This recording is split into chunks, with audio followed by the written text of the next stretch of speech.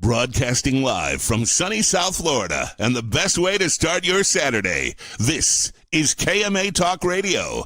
Life, liberty, and the pursuit of fine cigars. And now your KMA crew. The man with the scoop, William Cooper. Alex the Goat Tavella. And always telling it like it is, Honest Abe Dababneh. I like to smoke them like the Winston Churchill. Like John Kennedy, yeah. Remember Coach Red Auerbach, smoked up for victory, yeah.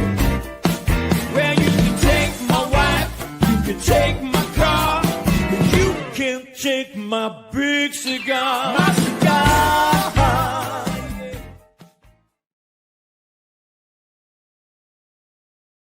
Whoa, what happened? Good morning to all our loyal listeners, libertarians, and lovers of the Honest Abe here, and we are broadcasting live KMA episode number 605, and I'm here with our limited and shorthanded crew today, the man that brings us all our industry news, rumor, and teaser free all the time, William the Scoop Cooper, and Mr. J Train himself, John. Yeah. What's up? Good morning, guys. I had added us all to the screen so we'd all be there when the intro, but it must have dubbed us out. I don't know how it disappeared. Very strange. We're all here though. We're all here. It's what's important, right? Exactly. Yes, I was doing my shares, of the broadcast. And for those of you out there, tag your friends who you think might enjoy the show this Saturday morning, because obviously Facebook does not want to recommend our show to anybody. Coop, thanks for having me on Friday. It was a fun episode. Abe, thanks for being on. I want to thank everyone who tuned in. We had some big numbers, Abe. So thank you. If you guys haven't caught it, Abe dropped a lot of knowledge on this year's TGS. So Yeah, and that broadcast, I got a lot of PMs after that broadcast. So, and did too. Here's the thing, the people who, and look, I mean, most of the PMs are people coming out of the woodwork, probably haven't participated in the Great Smoke, may have never heard of the Great Smoke. Jeez. Yeah, it happens, but that's what happens when Carlito Fuente makes you something extraordinary and special. It kind of brings everybody out of the woodworks. So I don't know if anybody's watching this morning from that group, but I will tell everybody this, okay? There's 600 boxes. There's plenty of it. It drops this Wednesday, all right? 6:30 p.m. It's going to drop.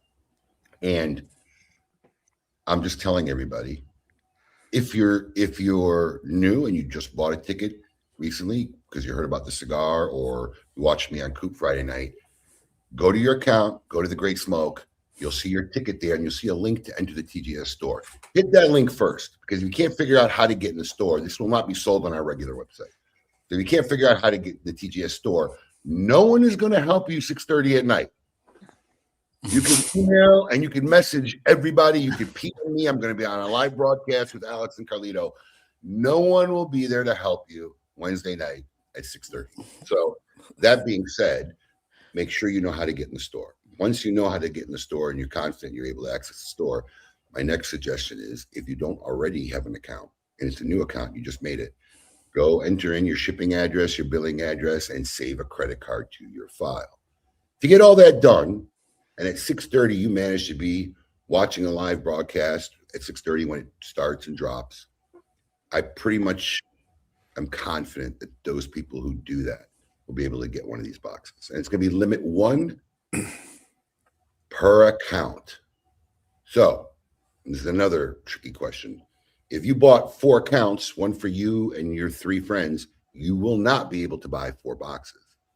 You need to give your 3 friends their reference number so they can enter the store, not via the link because the tickets aren't in their account, but they have a reference number on their ticket.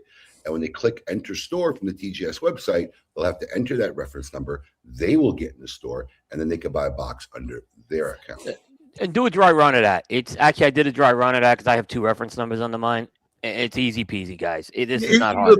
I'm telling you, it's easy if you do what you did and you just check it out. Yeah. If you're going to try to figure this shit out 6:30 on Wednesday night, you're going to be shit out of luck.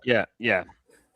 Unless you're a pro and you've done this a few years and you know what you're doing. But if you're new, shit out of luck. And if somebody else bought your ticket, you need to make sure you get your reference number. Yep. So that's what we got going with that. What else you guys got going this morning?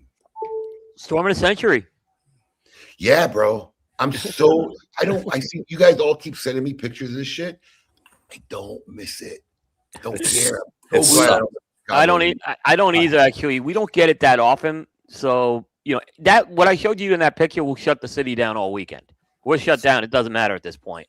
It's absolutely insane. Yeah. We'll see. Like they're calling for the numbers they're calling for here are. I've only seen a snowstorm. I've been there 18 years. We had a 8-inch snowstorm Valentine's Day 2014. Nothing's come close to that. So we'll see. And I don't know. Like I said, it's enough now. The city's shut down. Like there's not gonna be church services tomorrow. Businesses closed. Yeah, we just got nailed with 11 up here this past weekend. Yeah, it's like I had enough. I'm done. We had the ice storm. We had an ice storm last week, and it kind of didn't do what they were talking about it doing, which that was good. So they were talking about widespread power outage. But Tennessee got it. We didn't. Tennessee got hit very hard this week. I'm just waiting for you to move down to Miami, buddy. Well, Lisa was when we were down there in November. She was definitely doing some scouting in Miami Lakes. I can tell you that. But I don't think we would sell our place in North Carolina. I think we'd be snowbirds when we do it. So I think we would be down. I think we'd keep this place still. We get kind of a small condo or something down there if we did it. I would, dude. Live the life. Fuck it. Yeah, it's when big thing is, Abe, I paid my house off, right? I never want to have a mortgage again. That's my goal, is to never have a mortgage again. And it's and at the same time, if I ever do have a mortgage for financial reasons, yeah. Yeah, I mean, a lot of people worry about that shit. Like, I had a friend who like never had a car payment, and his car just went down. Like he didn't have a car payment. He finished all his car payments. Yeah. He hasn't had a car payment for a while, and now he had to get his wife a new car. And then he's all, I don't know. I just think you got to live your best life. If that means, But whatever makes you comfortable. Your kids are old now. It's not like you got no more weddings in your future. No more, big nuts. No. So live your best life, bro. Wake up every morning like Rafael Nadal on your balcony. Oh God! And doing your work. I was thinking, could you picture Rafael Nadal in 11 inches of snow, John? Oh my God! No, it's like only 30 degrees up here, and he's like bundled up like he's in the Arctic. Exactly. Yeah, and it's like we're in like a hoodie like this. I'm like, what's wrong, Raphael? It's only 30 degrees. Jesus. Well, so it's funny. He did have 11 inches of water when it flooded down in Miami, and he was stranded in the street. Had to go in a cigar shop. Do you remember that? Yes, yeah. I do. So I want to answer this question because I see a lot of comments going about this, right? Where is it? I can't see it, but somebody said, what are the odds of when it'll sell out? Yeah. Are we talking odds here on how quickly they sell out? And there's a lot of complaints, guys who are nervous. So let me put this in perspective. And if you've been involved in the last few Great Smoke releases, you'll kind of remember none of them really sell out right away like that. Even the Dunbarton one that sells out every year may take a day or two, sometimes 3. And I think everybody's remembering the trauma of 2021. Yeah. So what the difference is here and what people don't have to remember is 2021 was the first time that we had any TGS releases. So, and everybody had been trapped in and nothing had been going on in the cigar industry for almost a year. And everybody was extremely excited. And also the difference is all 2,000 ticket holders were watching live. There was nothing else for them to go on. There was no live event. So anybody who participated in digital experience was watching at the same time. There was 2,000 people roughly watching this broadcast. And then we dropped it live during the broadcast. So there's a mad rush of thousands of people trying to get this product. After that year, the releases have always been in the weeks leading up to the Great Smoke. And you have to have your ticket. So there's still a large percentage of people who don't have a ticket. There's still a lot of people, believe it or not, who come to this event every year and don't really know everything that's going on. They don't even know there are TGS releases. And I'm pretty sure there are people who buy tickets and won't even know about these releases or there are people who still think that this is something that's going to be at the event they got to purchase. They haven't read everything. They haven't done any due diligence. They haven't figured it out. So yeah, and that's another thing, Gary. There was only 100 boxes, but to that testament, they all sold out. Because I think the other guys all made 300 or 400, and they all sold out in 10 minutes. That was the power of having 2,000 people at the same time trying to buy it. So I remember we got down to Aganorsa, who was the sixth release that day, and I said, "Man, these guys got to be dead." Most of these guys have already gotten 4 or 5 releases, and it still sold out in 10 minutes. It was insane. So the numbers were insane. So if you want to ask me what the odds are, this one's obviously special because it's attracting a lot of people who really aren't smoking fans or buy from us or know about the Great Smoke or participate in the Great Smoke. But I think a lot of those fans are going to fumble. I think they're not going to know they're not going to do the due diligence and figure out how to do it. And they're going to miss the boat. And then I'll have to get the hundreds of emails of whining that they bought a ticket only to get to that box, which I have literally told everybody. I think I told you on the show yesterday, if you're out there and you're buying this ticket to get one of the TGS releases, don't buy the ticket. I'm just telling you, don't buy it. It's not what it's about. This is a perk for those who are wanting to be involved in this event, who support this event, who either participate virtually or live. It's a perk for them because, we already have way more ticket holders than we have boxes. So not everybody's guaranteed to get one, but You know, I don't want the complaints of everybody who's, oh, I bought a ticket. No, man. If you want to buy a ticket, come to the event. Your ticket gets you a phenomenal, in 20 years, the best package we ever made with 30 cigars, 32 cigars, whatever it is. The value of the package alone is over double what you pay for the ticket price. So that's the value alone. And if you're lucky enough to get a box, good on you. So Yeah. that's my testament to anybody who's out there who's looking to hunt down this box and then wants to buy a ticket just so they could get this box. Don't do it. And if you do it and don't get the box, don't contact me. I'll tell you right now. You know, as I was prepping the news this week, it was a really ho-hum week in news. This was the highlight. Oh, this release? This release was by far the best news story. I did put it up on Coop, with the link to the show yesterday, and it's already the #1 story of the week. People, and I see where the traffic's coming from. It's not just coming from Facebook. So this is not fake. People are definitely seeking this out and reading it. So watching the interview is also getting, is being watched. So, but there was such a boring week in news. I'm like, this was something I was excited about this week. An event cigar, mind you. And it's, by the way, Abe, there's 2 other great event cigars too, by the way. We shouldn't just Steve No, and Abe cigars are gonna be great as well. I kind of feel bad because it eclipses. Everybody knows Steve Sock has been the only manufacturer who's done this every year. Yeah. And since its inception, and he always sells out, and he's always done just craft paper. I know. That's what he does. And this year he made one of the coolest boxes I've ever seen, and Pete made a cool themed box. It kind of really fits it kind of reminds me of his Monster series, right? It kind of did, yeah. That one color ink on a white box. No, everybody did an amazing job. No one slacked. No one, no one just mailed it in. Let's put it that way. No one just. No, they did not. All really put effort to make something good. Pete, Steve, and Carlito over the top. So yeah. And which is really cool because I've really gone over the top this year with this event, 20th anniversary. So they really kind of just met the expectation and fitted to all the over the top stuff I'm trying to accomplish for this event. So, good stuff. So that being said, what are you guys smoking, everybody? You out there and you guys in there, what are you guys smoking? Got the Diamond Crown. Oh, old school. Yep. Want something a little creamier and milder this morning. McAuliffe White. What did you think of that? I was impressed with that cigar. Yes, I love it.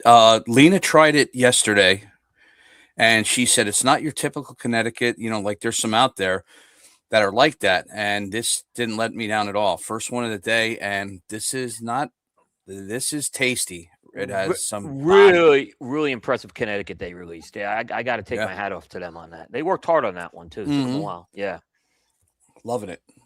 Speak up. What? Do not bother me about a broadcast. Your mom's awake.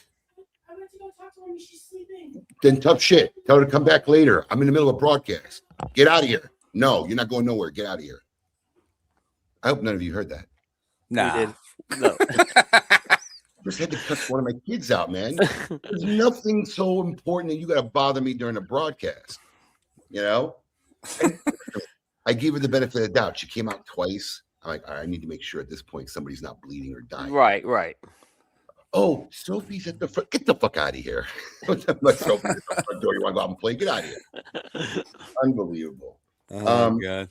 So once again, I love digging. My new favorite thing on Saturday mornings is digging through my wife's humidor and seeing what I can find. And I don't believe I've smoked a cigar, if I have in a long time, on KMA. Because it's just one of those things, you have it all the time and whatever. But I saw the color on this cello and I said, ooh. Cello's so yellow. Padron. Yeah. Old, do you see it's Padron. Cello? Wow. That's old school Padron, yeah. I don't know how long my wife's had this cigar, but she ain't going to get to it because I'm going to smoke it. That's an old school Padron. It looks like a 2000. Yeah. Yeah, bro. There's not even a label on the back of it. Yep. Oh, wow. There's not even a barcode on it. But look at the bottom of that cello. It's like it's oils went right to the bottom of that. That's work of art. Yeah. Yep. Yeah, you can see some of it. So this should be interesting. Yeah, John, back to your cigar. I think they're going to release that at the show, that white. And I think Yep. that's going to be a monster for them, that cigar. I agree fully. Especially if you get a really good. This is a chance for them to put an affordable, high quality Connecticut in the market, and they're checking all the boxes in my book with that. Yeah, it's as soon as I lit it up, you get it right away. Yes, let that little bit of spice, a little bit of strength, and you're like, wow, Yep. okay. But it's not gonna knock you down either. Nope, not at all. Yeah. Yeah, I think their new slogan is "Catch the Rainbow." Yeah. I mean, it is. It's almost like the spectrum of the rainbow. But I'm going to tell you something. I think the color series was basically an infusion into their whole organization.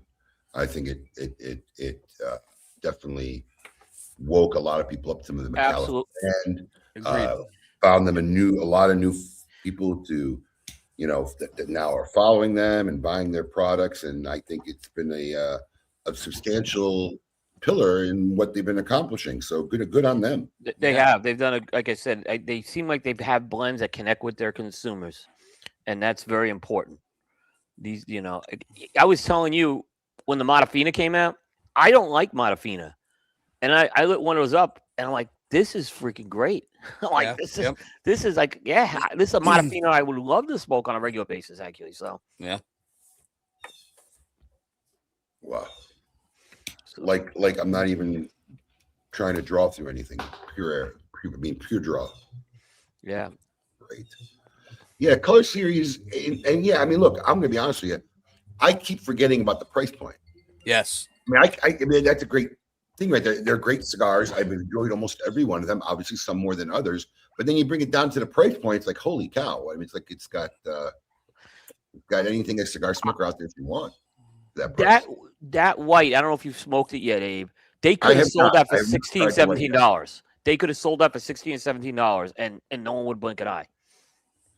Yeah, that's how good that cigar is. Yeah, I love when people say that in front of manufacturers. You never say that in front of manufacturers. Oh, you know what I get? They give me an unbanded cigar, right? And they say, "What would you charge for this?" And I always say like $2, right? Because I know exactly what they're doing. They want me to say this smokes like a $20 cigar. I'm like, I know what you're trying to do with me. Yeah. But that one, that's an honest one. I'll say with that. Yeah. I'm going to share a story with you guys. Okay. Back when Steve Sockett lived in Florida, the Drew Estate boys, Jonathan, Marvin, and Steve, I would have a weekly poker game. They would drive up and play in our poker game. They would, would hang out in my shop a lot. They would drive an hour to hang out for the evening, play poker with the guys, and head back. Jonathan would sleep over sometimes. And Steve would, I'm going to say probably started about a year and a half, maybe close to 2 before Liga Privada came out. Steve would always come with these bundles, and he'd be smoking them because Steve wouldn't smoke what they had at the time. And he'd be passing them out, and guys were playing poker. And I remember all these guys were like, they were in love with the cigar. They're all in love with it. And I'm telling you, for like a year straight, so at first it was just, this is my cigar I made for me to smoke. I need to smoke something during the day. So this is what the factory's rolling for me. And then it evolved into, I think we're going to release this cigar. I think you heard so many times how many times people like the cigar. Nick and was making it at the time, and Steve at the time. And so the question everybody starts asking is, "Oh, you're coming out? What kind of price is going to be?" I'm telling you, for a year, the price was always about $650. And I'm going back. I don't know when Liga Privada came out, but it's got to be 2007-ish. Yeah. Yeah, it's got to be over 10 years. I mean, close to 10. So yeah, if I'm going back to before it came out, because it started it's like over 10 years ago. Yeah, about $650. I don't think it'd be more than a $9 cigar. This was told for a year, and everybody's response like, "Wow, oh my God, yeah, that's great, that's so reasonable." Blah, blah, blah, blah, blah. Yeah, the cigar came out at $10. By the time it hit the market, it was a $10 cigar. So remember that when you want to tell a retailer, hey, listen, I'm just programmed at this point in my life. If a guy gives me a quote or I ask a price on something, no matter how great it is, I go, "Oh, okay." Yeah, Right. I don't care what it is. I will never show excitement over a price. Inner excitement, maybe. I'll cheer on the inside, but I ain't gonna show it. Literally, someone messaged me and said, what do you think that box is gonna be? I said, look, I'm gonna be straight up honest with you. I haven't got an invoice yet. This is gonna be, we won't have these by Wednesday. We won't. So if I don't hear by Monday or Tuesday, I'll literally be asking Carlita on the broadcast when they're made. It's just they got to get to here. They're done. I've seen them, and they may be in transit already. But by miracle, it may get here. I don't know, but it most likely won't. But I'd like to tell people when we're going to start shipping them. I'm going to have somebody ready that if I find out during the broadcast that they'll just type it right into the website real quick saying this product will be shipped so-and-so date. But yeah, somebody was asking me, I don't have an invoice yet, but I said, I really can't see it being more than this compared to the 2021 version and whatnot.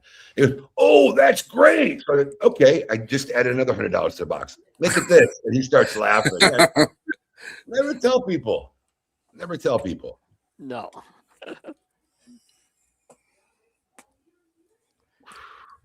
lot of comments on there today. Trying to see what's going on. So what do you guys do? Because I can't even remember these days. What do you guys do when you're snowed in for like 5 days? I mean, it's just like COVID. You just make a bunch of hot chocolate and stay home? Yeah. Yeah, just hang out. We have the tent on the back porch, so we can go smoke Are you there. smoking outside still? Are you outside now?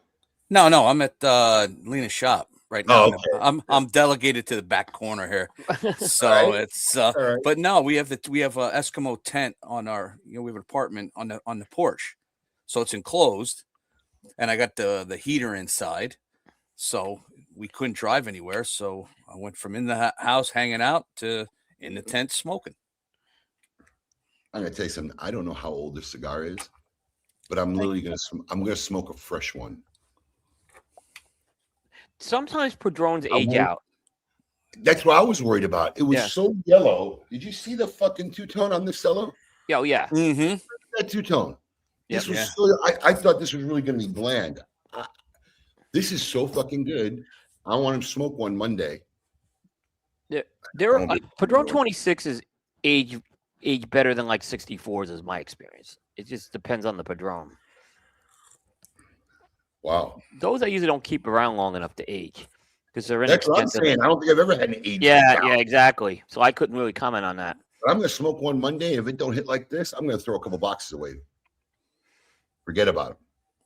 Sure, why not? That's what I'm gonna do. We have a lot of fun aging stuff. So it's a lot of fun to do stuff like that. Yep. That was from last week's show. The hurricane, but I think the hurricane lost. Hurricane did lose, but I Yeah. still think Hurricane. Yeah, I mean, like I said, for me, it was simply a matter as I'm not the guy who wants to board up our house. Like me, I don't have here's what's great about the house I live in. I have a driveway, but I don't have a sidewalk that needs shoveling. So in front, like where pedestrians go. So yeah, I do have to get the driveway clear, but I don't have to worry about that pedestrian area, which is nice. I saw. Well, first off, Coop, if you have any kind of reasonably new home, none of these get boarded up anymore. Every home's made now with 100% impact windows, top to bottom. Okay. Yeah, I boarded when I first came up here, but I haven't boarded in years, long time. I saw this coolest thing. And if I lived up north, I would fucking 1000% have this. But the guy fucking made a heated driveway. Interesting. Oh yeah, I've seen that. I've seen that a built few times. Driveway that was heated underneath. Yes. He turned it on his garage during a snowfall.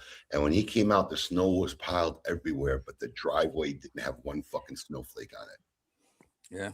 Heated. Mm-hmm. That's cool. That's something. not cool, man. That's motherfucking genius. Man, that's yeah. I don't know what kind of energy or power that takes, but if I lived up north, I would fucking do it. I think they do it with hydronics, with water, if I'm not mistaken. You know what I mean? They pump hot water through it. I think. I don't think it's electric. I don't know. Tom Paul just says they do it under the football fields. They got him up in Alaska, Tom. I don't know. But that would definitely be part of my home if I lived up north still. I think you just start with a heated toilet seat first, Right. and then move on to the driveway after. You know, that's the shit as Floridians we're not used to. When it gets so, because like in my house, we have this psychology, like we're not turning the heat on, you know? But it's when it gets so cold that actually all the shit inside the house starts getting cold. You're like, what the fuck? Like countertops, the toilets, like holy shit. Mm-hmm. Oh yeah. My wife actually said this morning, I think I'm going to turn on the heat today. I don't know. Yep, that's motherfucking genius. That's right.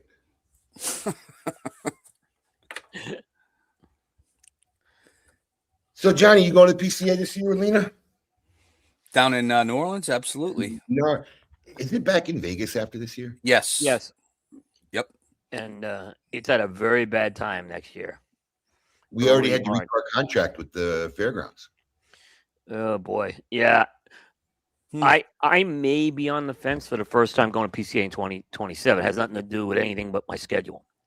It's a rough time to go in early March for me. Do you know, is there anything that all this fucking date bouncing around is due to other than maybe just lack of planning and being able to get dates? Like, in fairness, Abe, they have been trying to get dates in advance. And the problem is that when they moved out of the Venetian, they really, their only option was the convention center. The convention center not only was booking, but they're going through this expansion and stuff. So there are parts of it that are closed. So that's really the issue they're having right now. I think ideally they'd like to have this thing in April. And what reason did they leave the Venetian? The Venetian didn't want them. They only would give him that July date. I'm all right with the July date. I was too. I was too. I was too. Need to wake up. Let me ask you something. Yeah. Yeah. Jay, I hope you're on. What benefit has March or April been? Has there been a big increase in turnout? You know, the only one I'll say, New Orleans did have a bump compared to the last time, but because it didn't. But I think there were other factors why there was a bump. I don't think it was the time of the year. No, I think it was New Orleans and it was closer for a lot of the East Coast. I think that was it too, and they did an outreach to try to get a lot of retailers back. So I don't think if you get 50 more people, that's not a bump. That's a linear at fucking best. Rounding error. Turnouts. They're not doing nothing, man. Get the cheapest date. Get the venue everybody likes, and fucking put it in July. Put it in August. I don't care. They used to remember they used to have it in August. It would hit August sometimes. Absolutely, late July, August. My first trade show was August 15th. Because I know that was when I founded Cigar Coop. You know, here's the problem. They're wasting so much of their effort trying to nail down a date that works for everybody, or they think it's going to be the best for them, that they're really just missing the big picture. Fuck all the energy on that. Make a great show. People will fucking come no matter what the date is. The people who are going to come to buy are going to come to buy. You know? If you're worried about that one guy who's got no employees, so he can't go during a busy month and whatever, you're wasting your time. You're wasting your time trying to accommodate that. That's not the future of this industry. This debate about the date has gone on as long as I've been doing this. Since I got in this industry. It is, yeah. Almost 30 years ago. But there's going to be a point, Abe, like for him next year, maybe that weekend, I know is a tough weekend. If it was in New Orleans, I'd probably be able to go because it's closer. But you have personal things that interfere sometimes with these things. There's nothing you can do on that, right? That's my schedule. That's not PCA's fault. And I have other guys who can go.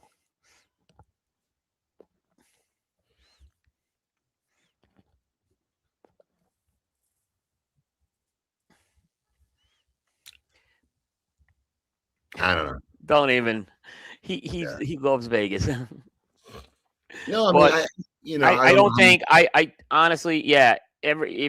New Orleans has been more, in my opinion, my expenses are more in New Orleans. So I don't know what he's talking about. I look at about the vendors. I think the fees to load in and load out at the Venetian. Maybe okay. I can see that part. Yeah. You know what? That could be true, but the people that I talked to or I had conversations with were more like, this sucks. They'd rather have been back at the Venetian. So little things I looked at, Abe, like flying into New Orleans is not a cheaper option for some of us because there's not a lot of flights that go there. Like Vegas is a different story. There's a lot more flights that go to Vegas. So if that plays into air, so I'm looking at things like airfare, Airbnb. It is actually New Orleans is more. Now I'm happy it's out of Vegas too because I'm sick of Vegas, but it isn't cheap. New Orleans is not a cheaper option, is what I'll tell everybody. You know, consistency is key, especially when planning. All right. Stop bouncing around the date, in my opinion. You want my opinion, which nobody ever fucking really cares for, at least on the board. Go back to fucking the Venetian, take the July date or August date, and do it the same fucking thing every year. I wouldn't even care about bouncing around at this time. It's just a lot easier to go to the same place every year, whatever. You want to location is not going to bring you more people. All right. A little bit. But if you think about, we got 50 more people last year. Who gives a shit? That's nothing. Dates is not going to get you. Just make a great show. Figure out how to make the show exciting and fun that everybody wants to go to, and the rest won't make a difference. Do you think if I move the Great Smoke to September, we'd get less of a turnout? No. Sure. Some people won't be able to come. You get other people who can go though. But there'll be other people who'll be able to come because they can't come to fucking March. Yep. I mean, that's the way it works. The idea is create the demand or the desire and the need for the most people who want to come, and then you work with the numbers of people who end up being able to make it. And the more exciting and fun time and worthwhile the trip is, the more they'll go out of their way to make sure they can come. Where if it's ho-hum, well, I got this, I'm not going to move it. I'm just not going to go to the show this year. That's what'll happen. Yeah, I think I was telling it, Abe, on one of these shows we were talking about. I'm making a lot of changes to the coverage model this year too. So we're not doing the same cover 90 booths and do write-ups and video like that. That's changing. It was just too much. We hit a point of diminishing returns last year, I felt. It absolutely is. And my question to you is, and because you're all doing it, how do you differentiate yourself from what everybody else is doing? We have to. That was the number one. Your secret or your tip, but I mean that's no. But that's where I came out of it. Your shoes, right? You got this guy doing it, this guy doing it, and you're all interviewing the same guy who says the same thing. How do you fucking differentiate? We have to change that. That was the big thing I felt that we took out of there. I'm like, well, we're just replicating what Half Wheel and Smoking Tobacco and all those guys were doing. So we have come up with some ideas, but it's going to mean we do less of that type of coverage, and I think I'm fine with that. So you're going with quality over quantity. Yeah.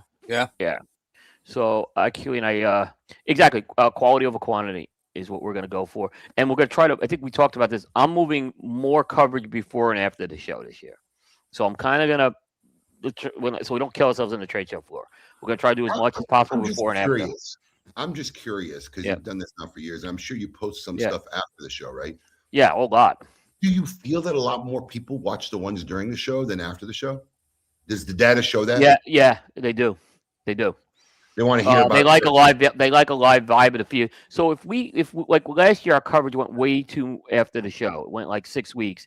There's a dip, and then we saved some of the big interviews for the end, like Soccer and Pete, and we get a bump. But we saw it definitely. People started getting tired of it after a couple of weeks. Let me just tell you something, man. Right. You should just fucking put a GoPro on a cap and call it the Coop Cam and just do what you do. Bro. Yes. If you're having lunch somewhere, go turn on the Coop Cam. Well, that's. I'm not saying it's not gonna be exactly that, but it's not gonna be exactly lunch stuff either. But we think that we found some interesting things last year, just walking around the city and stuff that we think, like when we went to the. I'll be your Coop Cam sponsor. Yeah. We could talk. We could definitely talk about that. Coop Cam sponsor. I got a couple GoPros sitting in our fucking drawer. I'll be your Coop Cam sponsor. Wow. There you go. When we went to the you don't have to edit it. Just turn it on. Whatever you're doing. Just turn it off when you go to the bathroom. Yeah. When we walked around the French Quarter Festival last year, everyone was talking about how the French Quarter Festival was going to be the disaster of this trade show. It was going to be no hotel. That French Quarter Festival gave such a great vibe of the city. We enjoyed that immensely last year. So it really kind of just made. I think PCA made a smart move having it during the French Quarter Festival. Actually, Oh, you think that was planned? No, I don't think it was. I think there were people telling the PCA don't do it because of the French Quarter Festival. But what happened is it made it more like PCA was in this bigger event, if that makes sense. Yeah. Yeah. I thought it was fine. I had a great time. Yeah. Yeah. I like New Orleans. I love the city. It's a fun city. Yeah, we got the same compound as last year, by the way, which was we had a really great house to rent, close to the venue, safe parking. It had everything we needed. So, look, and people don't realize, they forget. I was that one. John, how many square feet is Lena's shop? Do you know? Lena, how many square feet is this shop? 1,600. Okay, so my first shop was 900. All right, so a little over half of what you're sitting in right now. All right, so I've been that retailer with no employees in a 900 square foot shop. And I'm just gonna tell you, I didn't care where the trade show was. I didn't care when it was. I went, because if you think that there's not so much more business that's done there other than just fucking placing an order, for a trade show order, then you're not going to go far in this industry. Half my projects, half my requests, we try to do all our, because it's the perfect time of year where all these new lines are coming out. We try to do all our Cigar of the Month Club requests, literally at the Great Smoke. Throughout the year, shit will pop up, but there's so much other stuff you could do that I've done even over the years, where it's going there, it's meeting people, it's networking, it's coming up with ideas. It's even, honestly, it's even the shit you learn from other retailers, because a lot of retailers don't know how to shut the fuck up and will tell you everything, and you just shut up and fucking listen. As a young buck, my mouth barely fucking open. I just sit there and listen to every fucking buddy talk. Oh, really? Yeah, oh, really? yeah. I come back with some really fucking good ideas from them. You got to go. You got to go. I do think this whole notion, though, Abe, all this business used to be done at the Circle Bar is bullshit, because half the people are slobbered in the Circle Bar. How are they doing business? I'm like, I've seen it. I've been in there enough. It's just not all this business that goes. Was done on the show floor. Yes. I never. Once I got off that floor, I barely talked like real business. Right. You can't even work, what you do, or whatever. You can't even move your arms there. How are you doing business there? I can believe me. That's the biggest. If that was the case, I could have bought Eddie Ortega's company any one of those nights. He would have sold. Right. $10. I probably could have had him sign paperwork too. Yep. Yeah. No, I mean everybody has a story, an opinion, but no, man, you got to go. I think that's the messaging that's got to come across to some of those younger and smaller shops. I mean, you're not going there just to place orders. If it is, and you're just going to be that 900 square foot store forever. You go there, you learn. There were guys that I looked up to in this industry that I asked questions. There were guys who had 5 or 6 stores when I only had 2 and was looking to expand, that are no longer there. The whole business is not there. And a couple of those were in decline. And I literally, all the questions I asked is what went wrong, right? Where did it go wrong for you? How do you go from fucking 6 stores to now you're back down to 1 and then completely out of business? A few years after that. There's so much that you could learn if you want to really go and do business, more than just placing orders. In fact, for me in my career, it was more imperative that I went to the fucking trade show as a smaller company than it is a bigger company I am today. Today, everybody will answer my phone call. Right, I got exactly. phone number in my phone. I don't need to go fucking anywhere. Most of them are here in Miami. They'll come up to me. I have less to go now than when I was coming up in the business. So, and I think nobody's getting that messaging across to these small shops, the 900s, the 1200s, of how really important it is. Not you just go, but you know why you're going. Yeah. My thing is I always wanted to meet the retailers who, in my mind, were the retailers back then. And a lot of them still are. And some of them, you learn the truth, and you're like, what the fuck was I thinking? That happens a lot sometimes. You think somebody's great, and then you get to really know them, and not that savvy, actually. More lucky than savvy. But it's okay. It's part of the process, There's just so much that can be done, and I don't think that there's more to it than just selling. It really is, especially for small to mid-sized retailers. They really could benefit the most from going there. They, especially, I'm in Florida. They don't get to see these guys a lot. They have their attention. They could actually access these people, get some things done, talk to other retailers who are knowledgeable. That was honestly one of the most important things of me coming up in the industry, was talking to the other retailers who are more knowledgeable, who had more experience than me, who have been through stuff, and you learn. And then I think that part just gets overlooked at when it comes to the trade show. Yeah, Lena loves it, for the reasons you said, is, the connections, the talking, seeing the people, she loves it. And we go, almost every year. We love it. Hey, Alan, what booth are you? What's your booth number this year? Do you know? He wants me to come see him at this booth. Let's see if he answers.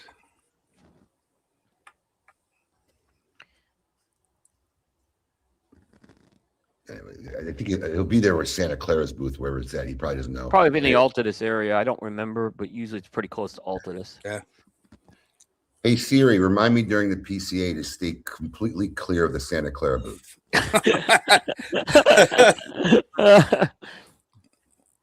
There it is.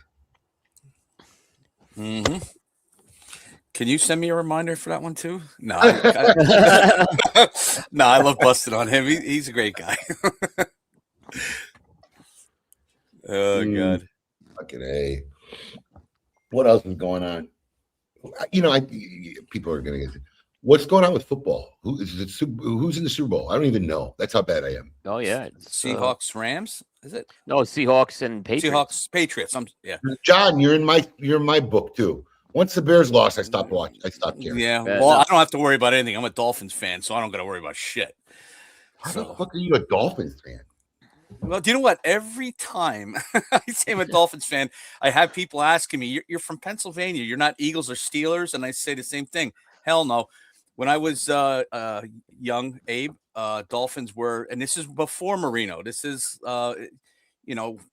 the kids in school, they had the big Dolphin, the beanies, because they just got off 2 Super Bowls. And, I just sort of latched on to that, and, living amongst Eagles and Steeler fans, it's like, oh God, it's been a long time. I was a Steeler fan as a kid. A lot of us were. I always rooted for the Steelers over the Cowboys. That was back then. It was Steelers and Cowboys, almost like nationwide teams back then. I liked the Steelers. Yeah, I was a huge Oakland fan. Oakland was big too. Oakland was probably the third biggest. I was an Oakland fan for a while. Everybody, in fact, the number I played was 77. Can anybody tell me whose number that was? Lyle Alzado. Lyle Alzado. Yeah. And they said I looked like 80, yeah. They said I looked like him too when I was playing. Like I was a huge Lyle Alzado fan. You know what? Yeah, when I was younger and had hair, with the darker, yeah. Yep. I was a Howie Long fan and complete Bo Jackson fan. Yeah, I liked the Raiders a lot, and then my home team, the Bears. That's really it.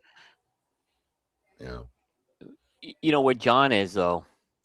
The Eagles have a hold on the city of Philadelphia like I've never seen a sports team have a hold on it. It is Eagles, no matter what. Yeah.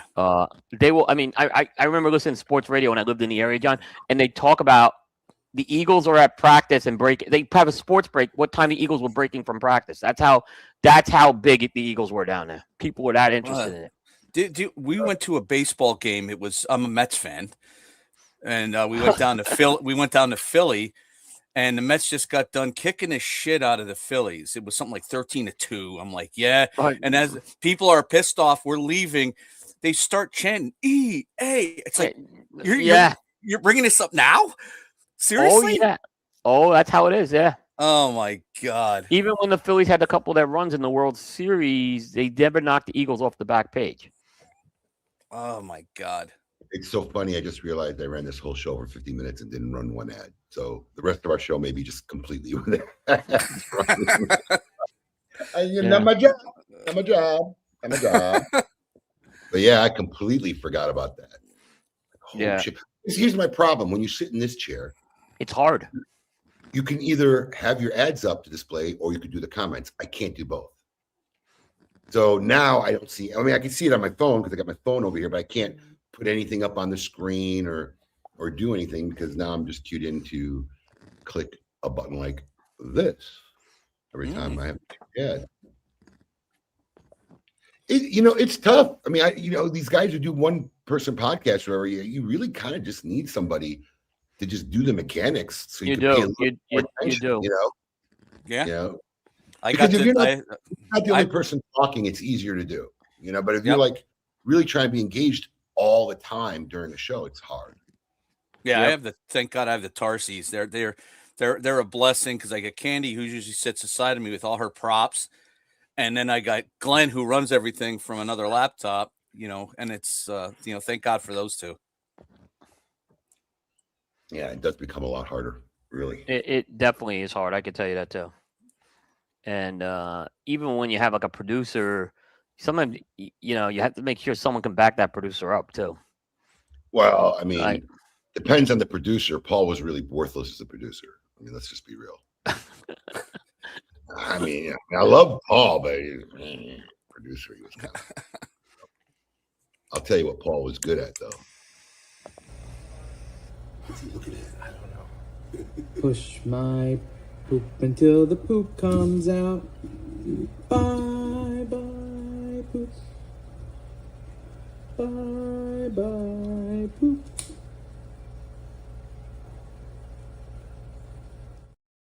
John, do you know the story how that happened? That's what Paul was good at. Yeah.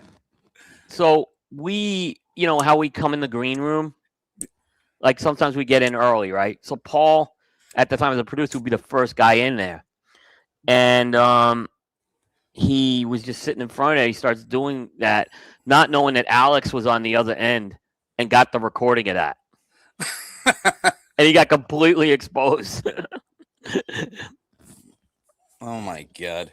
Yep. Between that and when him wearing the dress at the wedding was the other thing. I think there was one time where he was yelling at the dogs or the kids, too. There was somebody who was yelling at the dogs or the kids as well, yeah. Or somebody was yelling at him. Maybe his wife was yelling at him. We recorded. I don't know. Yeah, but the definite that one, he didn't like. He had no idea he was being recorded. John Barron. I'm looking at the comments on the thing. John was, at least John had his own segment. Yeah, I know who made. I can't see the comment, but I know who made that comment because he's the yeah. Well, it's somebody who goes way back. So yeah. Yeah. Punish. It was Alan. Punish the producer. That was a rough segment. New sponsor of KMA Talk Radio this year, Almago Cigars. I have a project coming up with Nick. Let me tell you. I think it's going to land sometime in February. I don't know if we'll release it before or after the Great Smoke. I got to see. But it is fucking awesome. It's one of the funnest projects.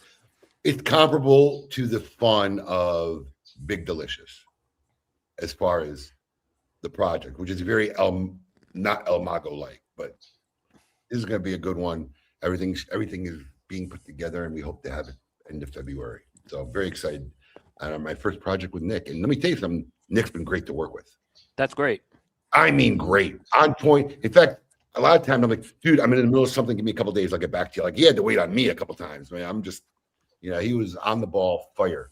So give me a very cool project with Almago Cigars. I think people are going to fucking love it. And they're going to relate to it very well, especially our generation. Yeah, Paul did miss out and punished the producer. Hands down, he did. Yeah, Paul brought his other qualities. So, yeah, I would advocate to bring Paul back because it was just a bunch of ball. It was him who made the decision to leave. Let's make it clear. No, you're wrong. It wasn't. Oh, I'm wrong. Okay. Paul hasn't made a decision in the last fucking 8 years. Yes. Okay. But it wasn't us who forced him out, is what I'm saying. Yeah, No, but that Paul okay, did yeah. not make that decision. Fact. Right. Okay. But yeah, he was very sad about that decision. he was overruled. He was Yeah, but he was demanded. But I get it. It's hard, and now they got what, 4? I mean, it's, they got 4. Crazy. I've been there. You and I both been there with 4, so we know. Tell you, man.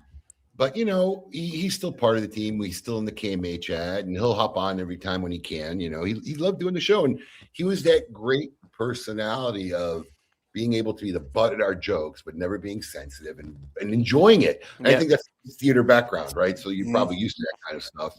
And I kind of miss having him, because a lot of what we were talking about had to do with his life and his fuck ups, because it was so funny. Yeah, I mean, I go back to that Friendsgiving thing.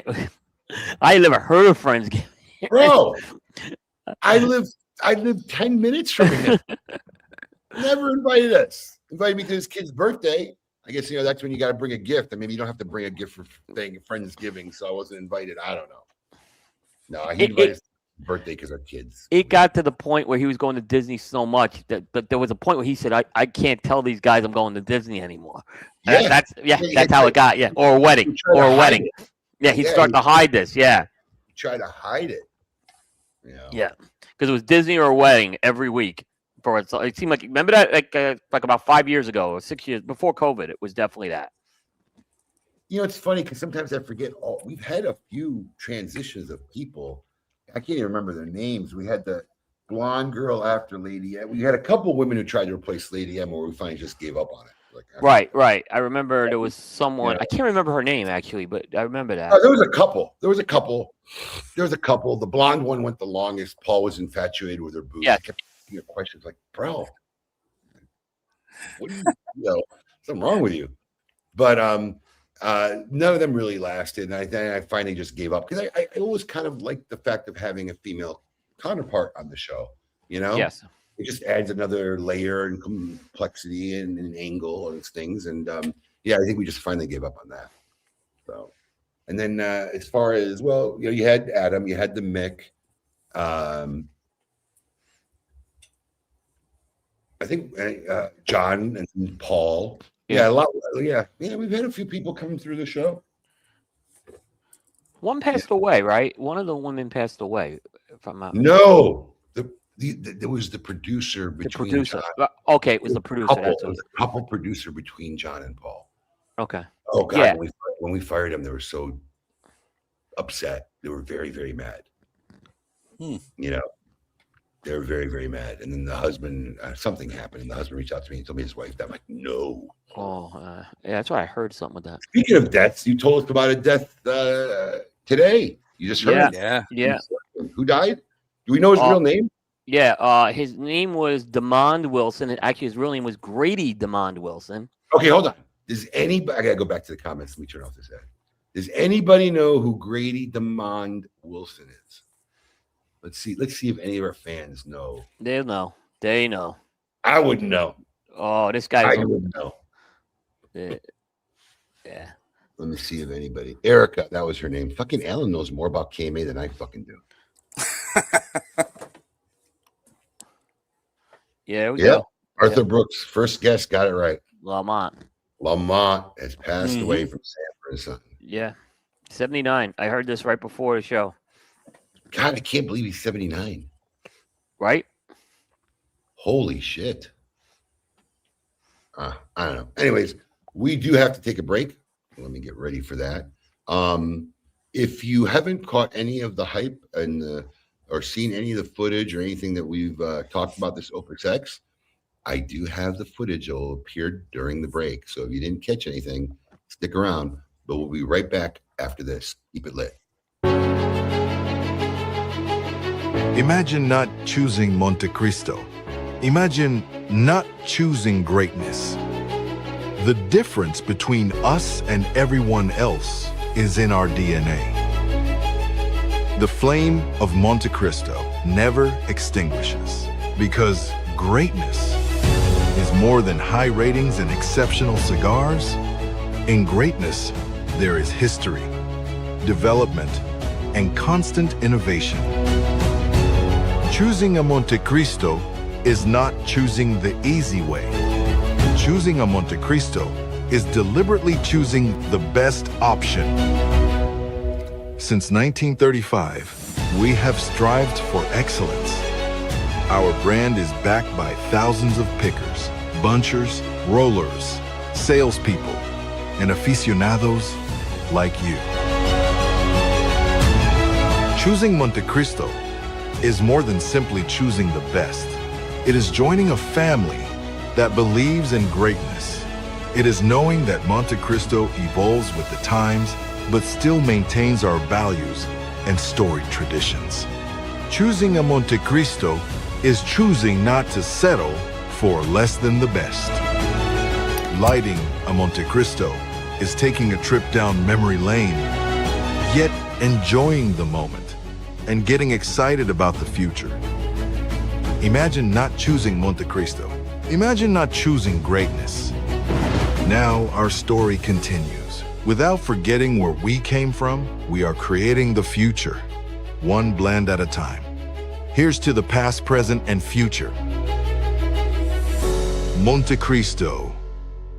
Then, now, forever. Surgeon General.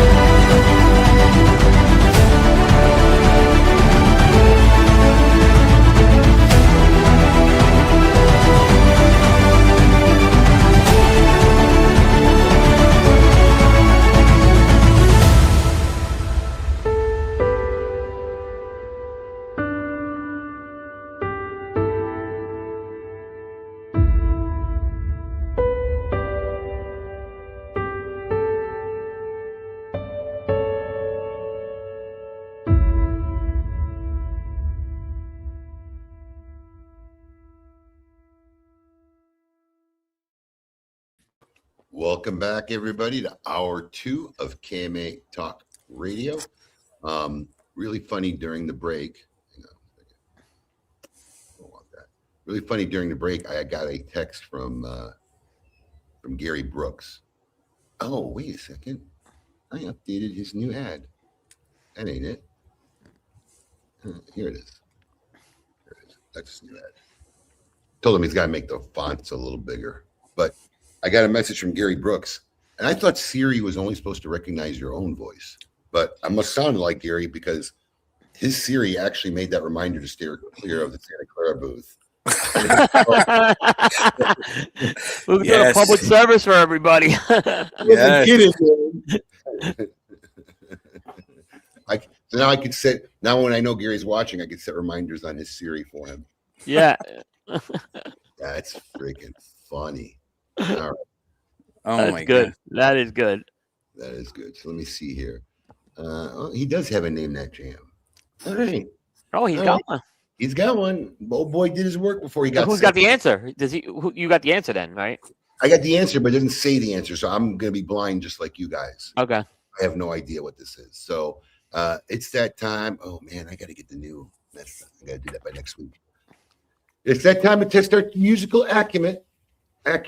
So it's gonna be time to see if we can name that jam.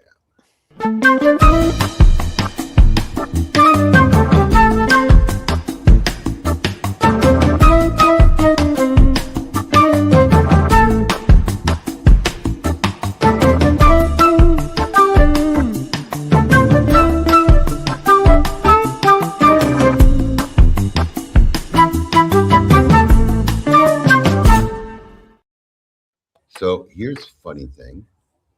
I don't know if hang on. Oh, that's funny. I don't know the answer. So he didn't tell us the answer. So this better either be obvious.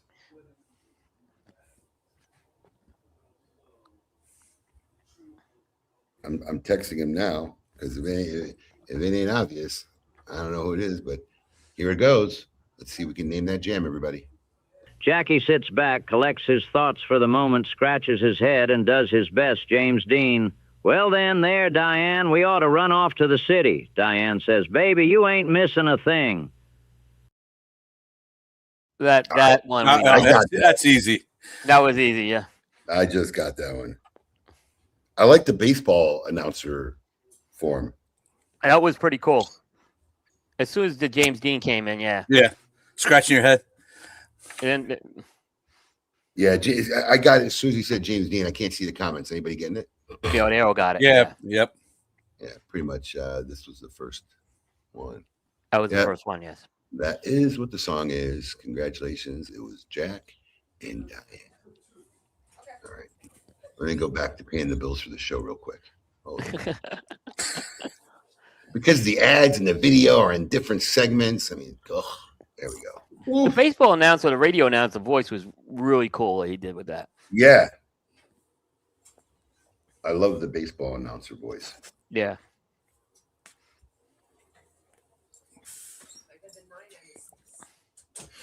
All right, we got that out of the way, and I think he's got a Would You Rather too.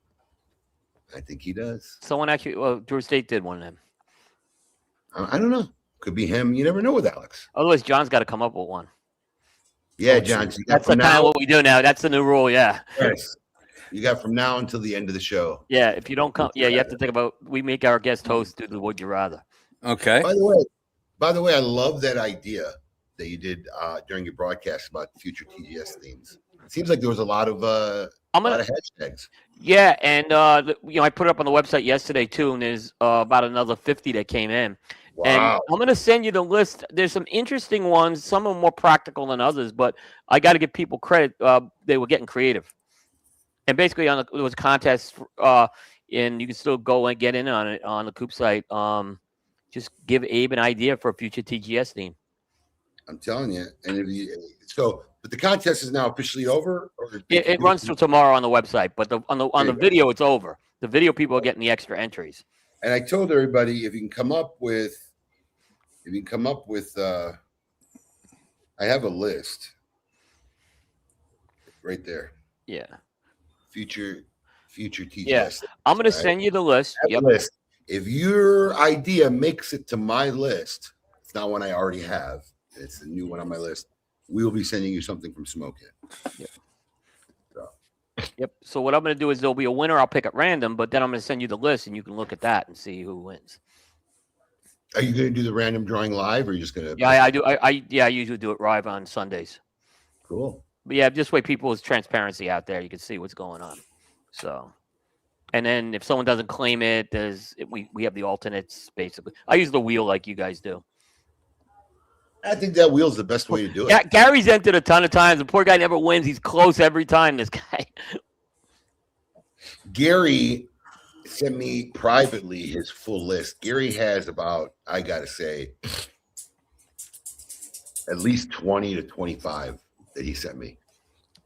You know. Oh, that's great. You know, he's been Gary- eyes and ears. He's Gary eyes and was ears for doing us this. too. Yeah, I think Gary was doing this before you even made up that contest. most Yeah. likely. But you know, it helps. It helps when you kind of know what your themes are in advance. Because like I saw stuff that I knew we were going to do or wanted to use this year during the last 2 years. Because I always knew like 2 years ago that this was going to be the greatest show on earth, circus theme. Yeah, the TGS, which you said the other night, which I didn't put the two into because I was wondering what made you do that, and then the greatest show, TGS. Well, one, it is the greatest show on earth as far as I'm concerned. Absolutely. That fit the theme, and we hadn't done a circus one, and the circus one's got so much cool stuff, you know, to really give it a good vibe. I mean, that's the other thing, you know, you got to really think of a theme that you can execute well, you know, and that'll resonate, you know. And I'll tell you the one that caught me off guard out of all of them.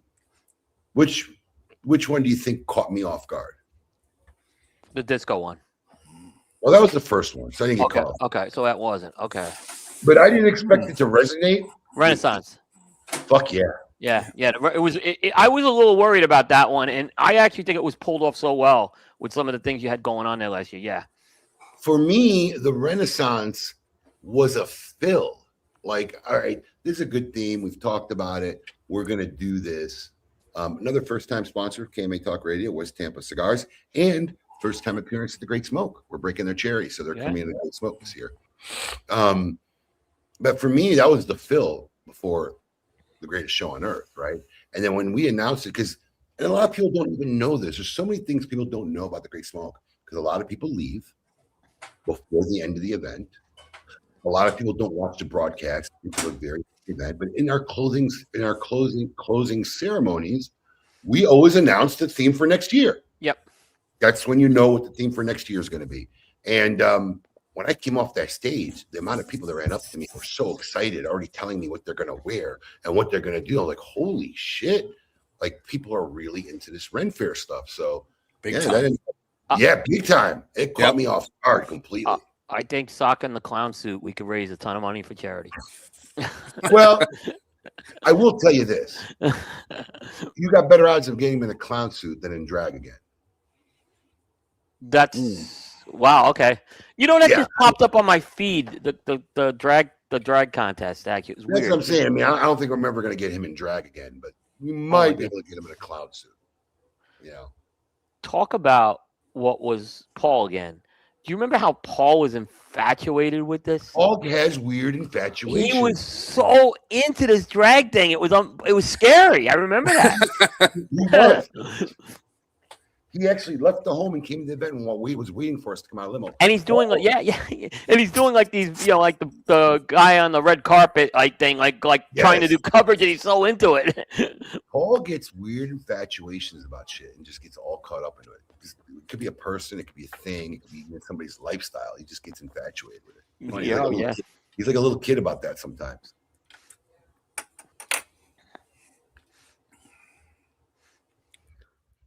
You know, this really, I can't tell you the last time. Honestly, it's got to be, if I had to guess, Coop, John, it's got to be over 10 years since I smoked a Padron 1000 series cigar.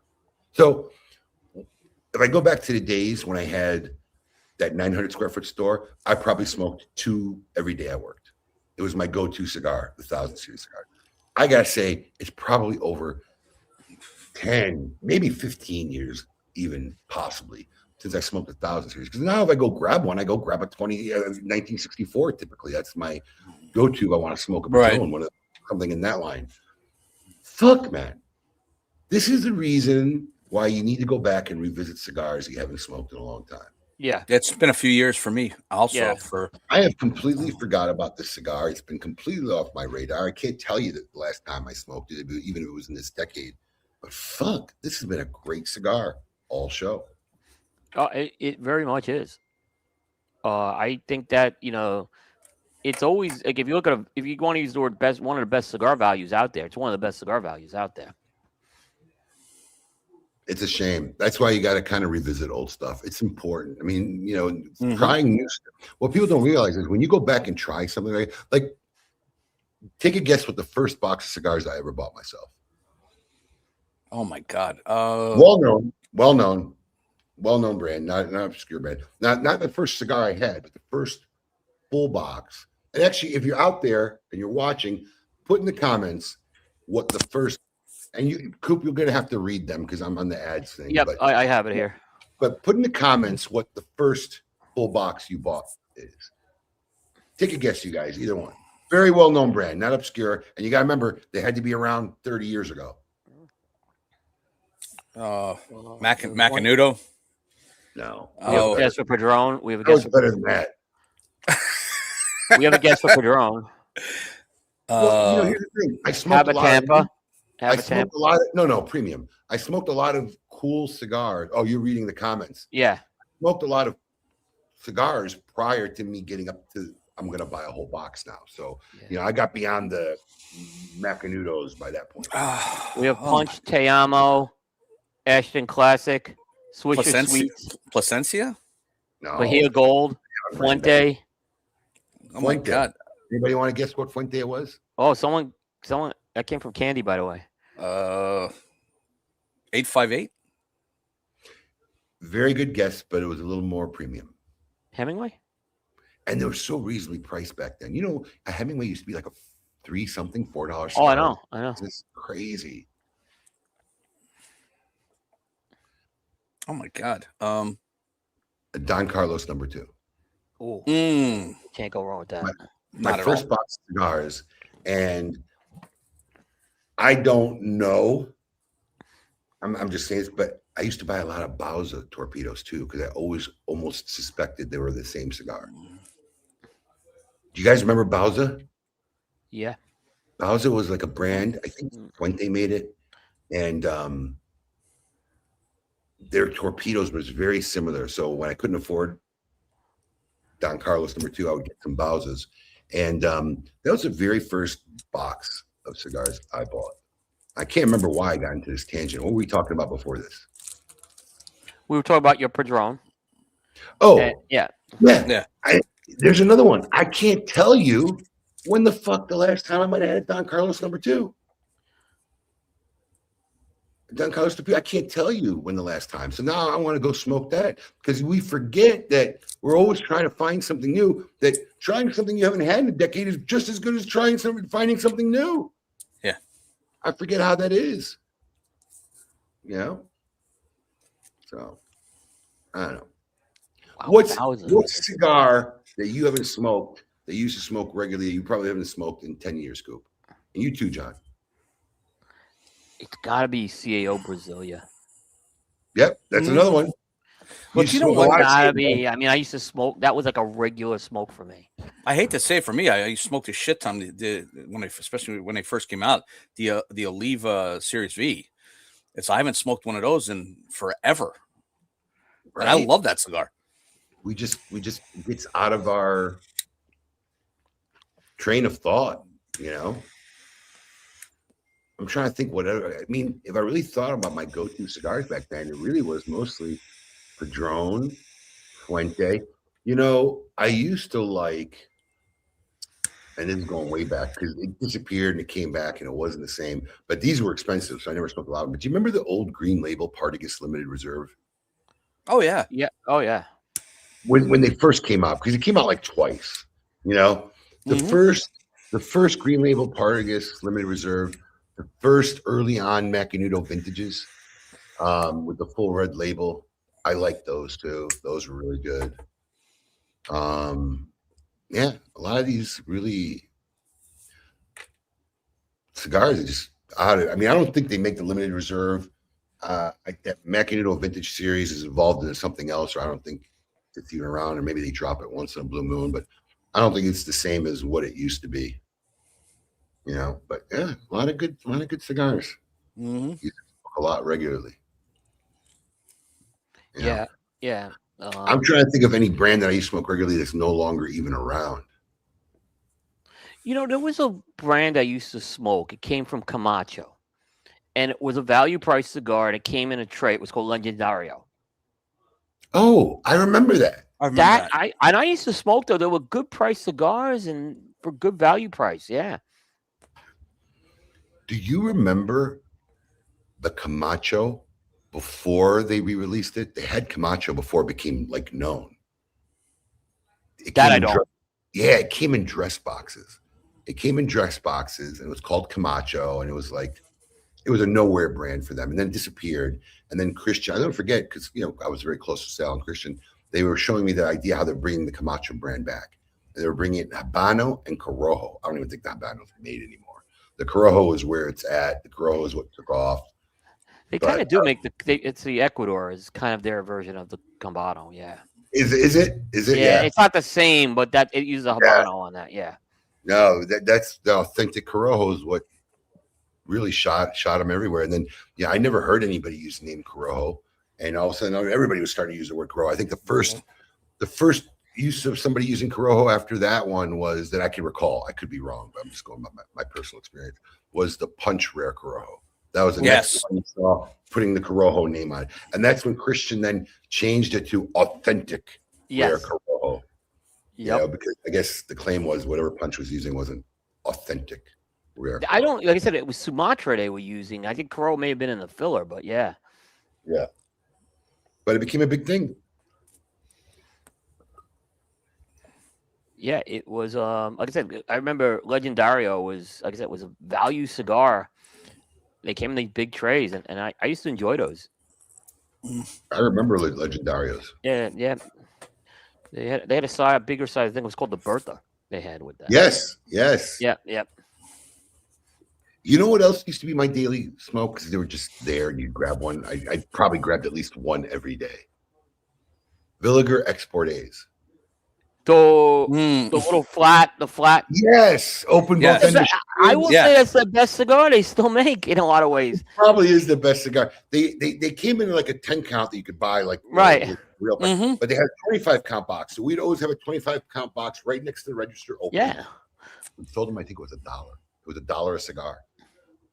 So guys would come up to the register, they grab 3 or 4 of them, and it was like the 5-cent candy, they grab 3 or 4 of them, they throw it in on top of the cigars they were buying. But I would grab those dollars if I just wanted something small, short and quick. I didn't care what it was. It was good. I grabbed me one of those Villiger Export A's all the time. At least one a day, I'd say. At least one a day. Yeah. I don't know how. And you saw them everywhere. I'm sure they still sell a shitload because it's a mass market machine-made cigar. But I don't know how it goes to being so relevant because I saw it in every cigar shop I went to, and they all kind of did the same thing. They had this open market to you barely see it anymore. Because I think a lot of brick and mortars have moved so much to premium hand roll boutique-ish that they don't care. It kind of gets lost. You know what? I almost want to do an experiment. I really do. I don't know even if I still carry them. I may still carry them, but I don't think so because I don't think we buy anything from Villiger. But I almost want to do an experiment. I may order from Santa Clara some 25 count boxes and put them at the register for $1 just to see what happens. I mean, I can't put them at the register for $1. I don't know what they are today, but I'm sure it won't be more than $2 a cigar, do something to stick. But I just want to see what happens. See if I can create a new genre of people discovering this cigar and trying them at the register. I'm going to do it. I don't think you needed to humidify those things either. No, they don't need to be humidified. That's why they're by the register. Right, yeah.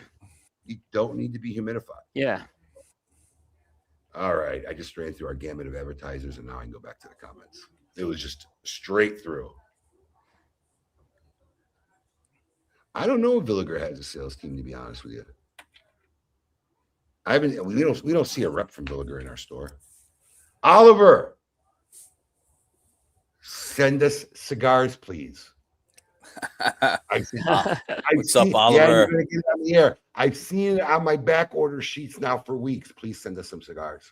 Go into that back room, go into your private stack, grab me a few boxes of what you got there, and mail them to us. Clip that. Clip it. Clip it, Jess. Okay. Oh, clip it. Yeah. Yeah, clip it. Clip it, Jess. Forgot about that. Yeah. We Yes. missed a bunch of those.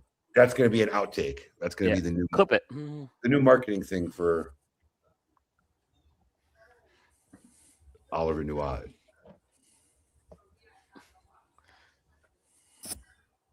Oliver's awesome, man. Good man. You beat me to it. There you go, Oliver. You beat me to it, buddy. Good Yes. man. Good man. Yeah, absolutely. All right. So you got a light week on news? Light week on news, but a couple of interesting things. Yeah, only one rapper behind a Phyllis story, and then two others. All right. Well, we're gonna chitter chatter, and it's time to find out what has been going on in the cigar industry. Although he said it's not much this week, we're gonna find it out. It's time to find out what's the scoop with Coop. Come on, buddy. Hey, yo, what's my theme music? The Scoop with Coop. Breaking industry news. Hear it first on KMA Talk Radio and cigar-coop.com.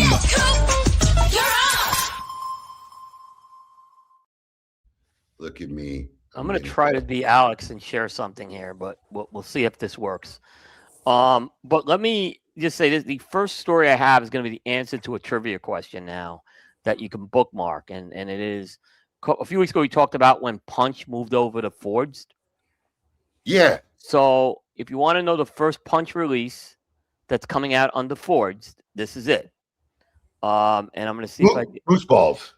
What? Moose balls. Punch moose balls. Not Punch Moose balls. But let me see if I can share this. Let's see if I can do this. Is it showing? Yeah, I can put it up here. Oh, wait. Wait. Hold on. I'm confused now. There it is. There, you got it. Punch egg roll. XL. Didn't they do an egg roll already? Yes, they did. So in 2019, they did the Punch egg roll. Followed by... Yep. What was that? That's what I thought. They did this already. Yeah, they did this, but this is a bigger size, the XL, so it's a 6x60. And they've had Punch Chop Suey, Punch Kung Pao, Punch Fu Manchu, Punch Spring Roll, Punch Dragonfire, and Punch Bottle Rocket. Now you have Punch Egg Roll. So this is going to come in the Chinese takeout container containing 26x60 cigars.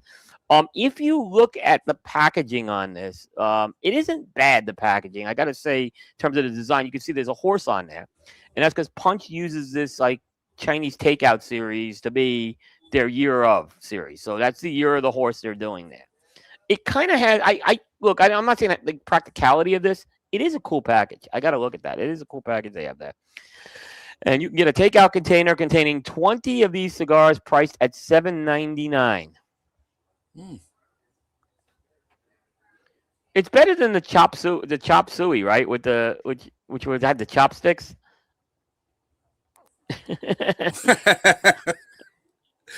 I mean, look, I really like Justin Andrews, right? I know, I really do. He's a great guy. Super savvy, really is. Super savvy, right? And I love this concept of listen, I do this kind of stuff too. We make cool themes. Wait till you see the El Mago project, right? But here's where my question lies, especially for a guy like me who's been in the industry 30 years, right? Do you think you'd ever see a Monte Cristo egg roll? No. Do you think you'd ever see a Cohiba egg roll? I don't understand the philosophy of making. Well, I don't either. Except Punch is the one lighter brand that they have, right? So that's the one you put. It's still a legacy Cuban brand, man. I mean, it's a legacy Cuban brand. Yeah, I agree on that part. That's not my personal preference. Yeah, I think if I don't know the ins and outs of all this, but I think if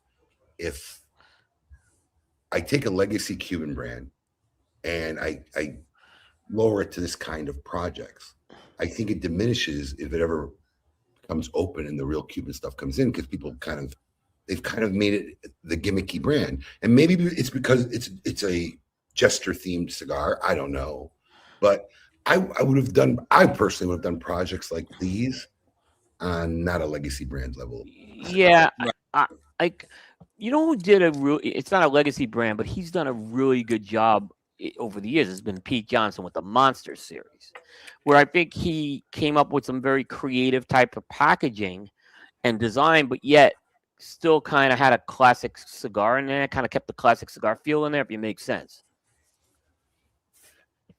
Change. Yeah.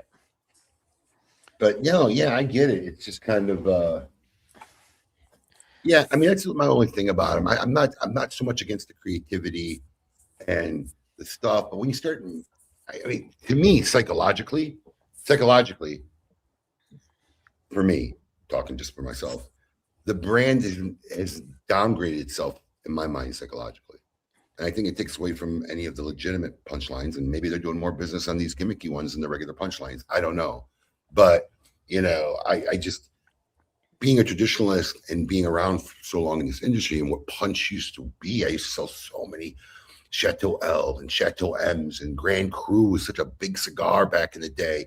To see it now on a Chinese food takeout box, it just, it doesn't resonate with me on a personal level well. Like I said, I'm a fan of classic packaging. Don't get me wrong, but that wasn't I've seen some stuff that's horrific. That wasn't the worst, is what I've seen. Is what I'm saying. No, they're not the worst. Mr. Punch's wieners was kind of funny. I got to say that though, the hot dog one. But they weren't the first to do it either. I think it was the Moya Ruiz guys did the sausage releases years ago. Yeah, but look at what legacy or what are they protecting? Their whole brand was right, exactly. Yeah, I mean, it's not compared to Punch. I'm not for a guy who's been in the industry, and Punch was such a big part of my early career as a brand. It was a major brand. Punch, Hoy de Monterey, these were classic brands. To see it on a Chinese takeout box, my stomach kind of knots a little bit. Punches, I think, has not to talk CA list too much, but if you look at the history of the CA list, the punches from SDG have landed on there several times. They're good. So they've done a good job with the cigars in that line, is what I'll say. Good quality that they've put under that brand over the years. I don't know if they tried to make Punch a brand to take from the older guys like me and make it a new generation brand. I don't know. It just, for me. I'm not picking, just in plain consumer mode. I'm not picking up an egg roll box. No, I'm not picking up like I said, it's not enough for me to go buy it. The cigar's gonna be great, but I'm not. I don't need to have a Chinese takeout container. I just don't need it. What else you got? All right. I'm curious on this. These are not release stories, but there's a couple of interesting stories, and I'm curious on your take on this one. You may have some insight more than me. Odinger Davidoff, which is the parent company of Davidoff, the Swiss company. What'd you call him? Odinger? Odinger? Did I say Odinger? I think it's Odinger. Odinger? Okay. I'm not really sure either, but I believe it's Odinger. Okay.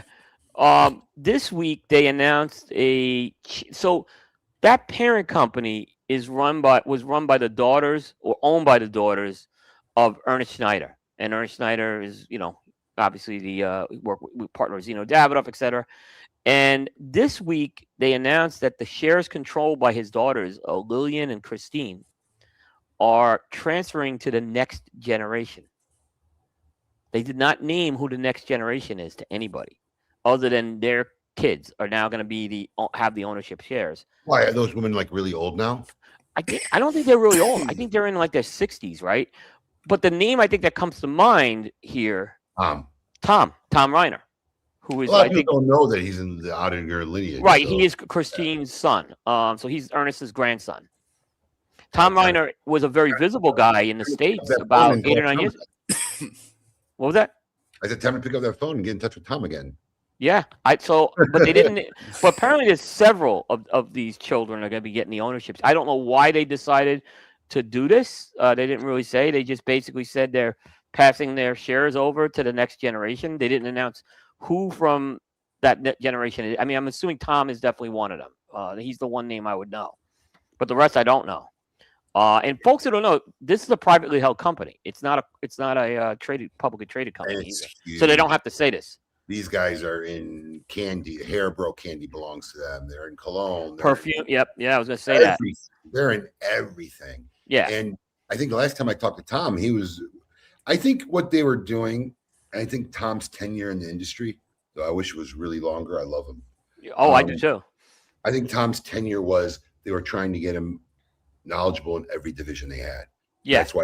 That's why he did his 3 years here. Last I talked to him, he was with Haribo, the gummy bear company, the candy company. I don't know where he's at now, but yeah, I mean, I think that was always the plan, that you knew at some point, they were grooming him. Yeah. I mean, the sisters basically, the company's run by board of directors. So the sisters, I don't know how much day to day, but I don't know how much day to day. When I say the company, it's that parent company again. We're not talking about Davidoff. We're talking about the company that owns Davidoff. Odinger, yeah.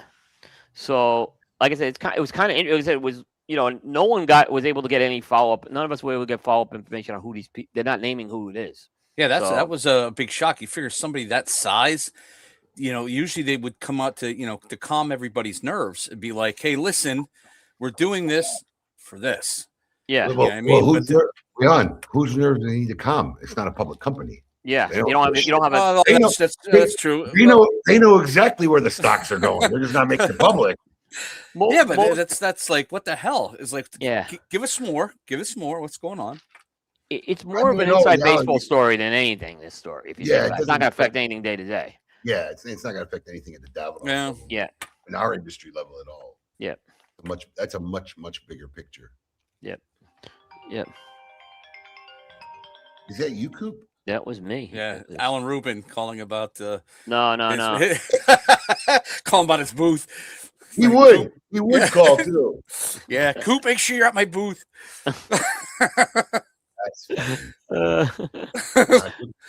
I haven't put this down, man. I'm nubbing this thing all the way to the end. Yeah, that's the white. Done with the white. On with the 150th. Yep. What else? Very nice. All right. Another story. This is kind of Davidoff related. Yesterday there was an announcement. A gentleman by the name of Zach Medwin, and folks may know Zach Medwin. He was with Davidoff a long time. He ran their sales division for a while. In fact, he was the interim president after Dylan left. So he was the interim co-president. They announced he is joining Alliance Cigars, which is a distribution company that was merged with Best Cigar Prices up in Pennsylvania last year.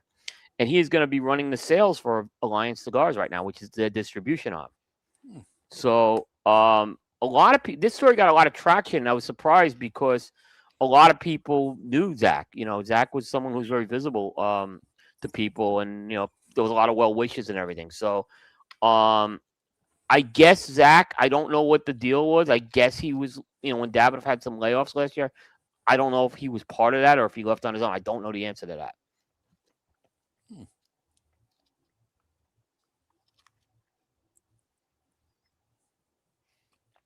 Sorry, I'm texting Oliver. Okay. It's funny. It's funny. He caught something in an ad that we need to correct, but I just mentioned him. I hope you enjoyed the ball busting. It's all supposed to be fun, No one's supposed to take any of this shit personally. Life's too short. Nice. No, it's good. So, like I said, it was like I said, kind of a quiet week. I still thought the Opus X thing overshadowed everything this week. Anytime there's an Opus X that comes out, So my face is on an Opus X box, like Abe's crazy. face is on an Opus X box. Yeah, I got people asking me what the wrapper, binder, filler, and size is. I ain't getting it. You ain't gonna get. We'll be lucky if we get it. That's what the broadcast is for. We'll ask the big man. He ain't gonna tell. He ain't gonna tell, but he'll may tell the size. But he'll tell us the most of anybody. Yeah. All I know is this is typically you don't see the triple X band on a lot of stuff. No, that was, you pointed that out on the show the other night. The triple X band for really, I've only seen it once or twice.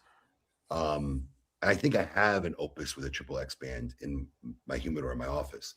I don't see it a lot. I'm not sure what that signifies, but he uses it very, very rare.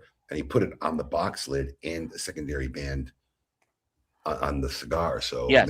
maybe we'll ask him about it during our live broadcast Wednesday night. Yeah, I actually, it's a really good question. I don't know the answer to that on that one. I know like that Bellicoso is the one, so that's the one I can think of, the Triple X Bellicoso. I don't know if it's a little tongue and play with Carlito on that. That's a good question to ask him. Yeah. No, the cigar that I have with the Triple X band is not a Bellicoso. I'm telling you, he's just. Well, there's the Bellicoso. There's one called the Bellicoso Triple X. That's why. Yes, it doesn't have that band. Oh, okay. So you get that yellowish Triple X band. I don't know if you can see it on the box. I don't think I have a regular photo. Damn it. I don't think I have a regular photo logged in. We got a stick shot here. Nope. I need to get in the Dropbox. Wrong one. I put one in if you want to see that. Oh, you can't see that. No, you can't see that. No, you can't see it. I got a straight on shot, stick shot somewhere. If I could find it, I think it's going to be in this girl's folder. January. Hey, how about this one? There you go. Okay. So this band right here. Yeah. That band. Yes. So I don't see that. I don't think that's on the Triple X Bellicoso. It might be. But you can see, there you go. Yeah, there you see it. Yeah. Yeah. Yeah. I don't know. It's got, 3 X's on it, and typically it's on very few cigars I've ever seen it from. So I just saw a comment from Alan Rubin about no free samples. We ain't going to your booth. Agreed. What? Don't even tell me that. How about Paul's poop song on the big screen at TGS? Oh, that would be funny. That would be funny. Does Lost City have the Triple X band? I don't know. I don't know. I don't think so. That's a really good question. I thought it just had Lost City under it. Yeah, it does have Lost City on it. Yeah. But there may be one out there. You just don't know. There may be one out there. No, he's done it multiple times. Yeah, it just says Lost City. Yeah. He's done it multiple times, but I don't know what it signifies. What makes him say that this cigar needs that he uses that band on? It could be just random. I don't know, but nothing's random with guys like Carlito. Every little thing has a meaning and a symbol. Methodical. That Temple of the Oro release that he came out with at the end of last year, beginning of this, that gold release, wow! It just, to me, that was one of the most incredible cigars I've had. I've gone broke buying those, by the way. They're not cheap. Because every time I see them, I've been buying them. Yeah, they're crazy. They're definitely. We don't even put stuff like that up online.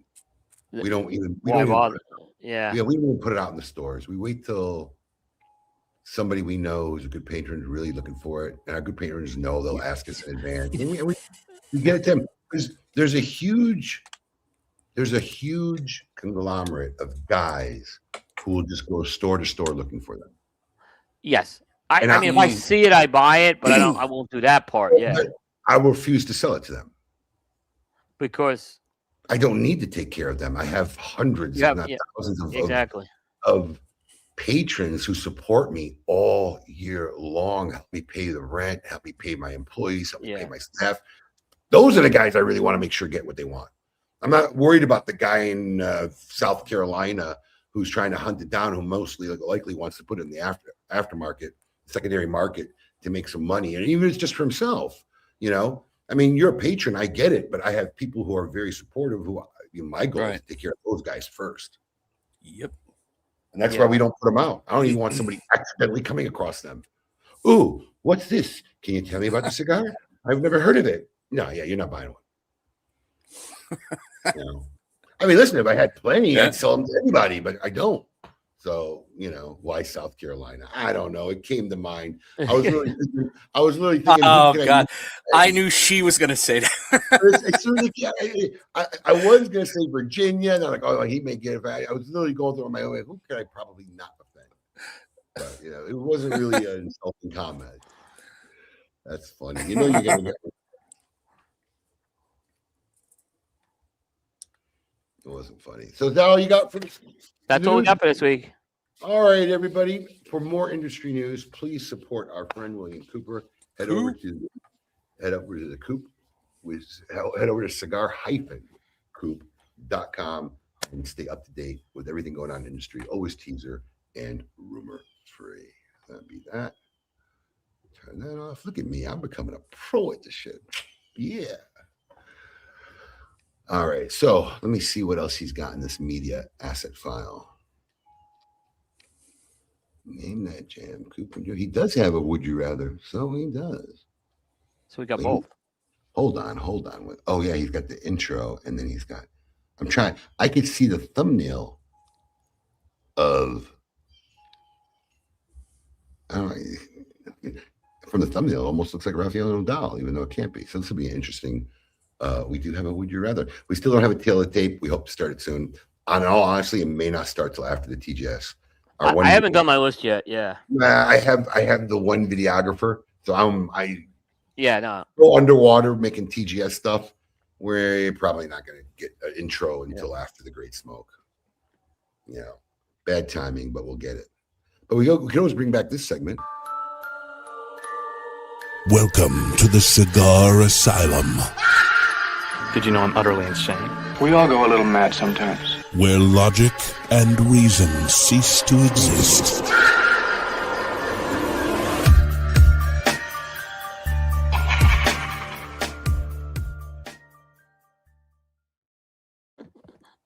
That's a funny. That was a funny intro. It was so Paul. It is so Paul. It is so Paul. You guys got anything planned this weekend? We're homebound, so we ain't going anywhere with the snow. No bonfires in the back. You're not going to roast s'mores.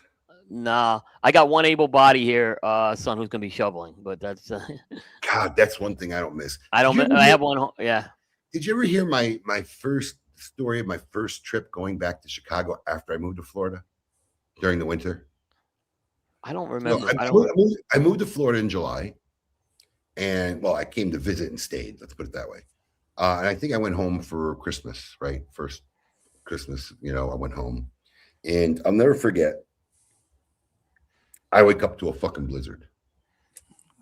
I mean, it is snowing. I even said to myself, "How the fuck did my dad get out and go to work? He was still working at the time." And whatever tracks he made getting out was already filled in with snow. I mean, you could see it because it's a little indented, but it was already high. So I'm like, I start trying to call people, see if anybody can come shovel this shit, man. Cause it's like fucking, I don't know, 2.5 feet of snow. Cause we were on a main road. So we were drifted in, and when they come with the big trucks and the shovels, they scoop it up. So you get this huge ridge. We're literally on a main road. So you get this huge wall of stuff that kind of wraps around the front corner. So I said, look, man, if I start now, I might be able to get a path so that my dad comes home from work. He can actually get the car up the driveway. We had a long driveway. I mean, not like mansion long, but it was long. It wasn't a short. It wasn't, you could park like 3 cars in it, but it was a one car driveway, but you could put at least 3 cars in the driveway. So got this whole routine. I just moved. So all my winter clothes were still there. And I would bundle up, and my mom kept making hot tea for me, and I would go out and I would shovel for whatever I could, 30, 40 minutes, which only got me like 2 feet down the driveway. And then, I would come back in, I would take off all my clothes. My mom would give me fresh clothes, put the other clothes, in the washer and dryer, and, take a little break. And then I went back to shoveling. It took me like, I don't know, over 3.5 hours to get this freaking drive. Yeah. But it was done in these little segments. And I remember when I started it, I saw a car across the street. I'm going to say probably 60 yards away, right? It was across the street, and it had gone off that main road and onto the, you know, the front. You know, you have your house and you have your front lawn and you have the sidewalk and you have that little piece of lawn before the road. And she was up on that. The car was up on that road, and it had been there. So I'm like a good 2 hours into shoveling, and all of a sudden, I see headlights flashing on and off. You never heard the story? No. True story. I see headlights flashing on and off. I go call my mom. I'm like, I think there's somebody in this car. I thought it was abandoned. I thought somebody lost control of their car, slid off, and left it there. I'm like, I think there's somebody in that car. My mom's like, don't go. What do you mean don't go? Somebody in the car. They've been there for a couple hours. My mom's thinking like the worst is going to happen. Somebody's going to mug me in the middle of a fucking winter blizzard. Yeah, there was a 2-hour trap. It was a 2-hour trap, you know, they said. So I haven't finished shoveling, so I'm just struggling to get out of the driveway past that fucking mound. So I get to the street. I can't see inside the car. The car is fucking caked. I managed to get a door open. There's like a fucking 75-year-old woman in there. Blue. Barely could talk. I throw her over my fucking shoulder and I walk back to the house. My mom's freaking out. We're fucking getting blankets, making coffee. This one, we call 911. You know, I literally saved this woman's life. She was dying there, and she was on her way to pick up a prescription, of all things. Like, don't you have a daughter? Don't you have a son? You know, what the fuck? But yeah, she was blue, and we heated her up as much as we could. 911 came, and the upside of this whole thing is the fucking ambulance rammed the fucking driveway, basically cleared a fucking path. I didn't have to shovel the rest of the fucking driveway. Jesus. Wow. Abe's quest. Saved that woman's life, man. And I vowed I'm never going home in the fucking winter. Fuck that. I ended up having to go home for my dad's surprise. I think it was his 70th surprise birthday party, which, again, it was like a blizzard storm. My kid's first experience with snow. Fuck. Wow. Yeah. I totally try to avoid going back in winter now. I don't mind the cold. Cold don't bother me. You know, you put on a little sweater, you put on a scarf, some gloves, you're good to go. But it's that snow, man. And I remember my thing was, well, fuck, man, I just came back to Chicago and I'm going to be trapped in my house. I can't get out of the house. I was looking for somebody to shovel to get my fucking rental car out. I just wanted to get out of the house. Couldn't get out of the house. Wow. Ay. Oh, Billy. So yeah, I do not miss those days, my friends. And to all my friends up north who go through it, God bless you. Seriously. Yeah. Then it drives me nuts, those people. Oh, I love the snow. I love the hell I do. I can't stand this shit. I hate it. Lena, oh, I love the snow. Yeah, because you're sitting in a freaking cigar shop looking out the fucking window, and I'm in a truck shoveling this shit. You know what I mean? So, yeah, of course it looks wonderful. I'm sitting outside right now in my lanai. Chilling, enjoying the day.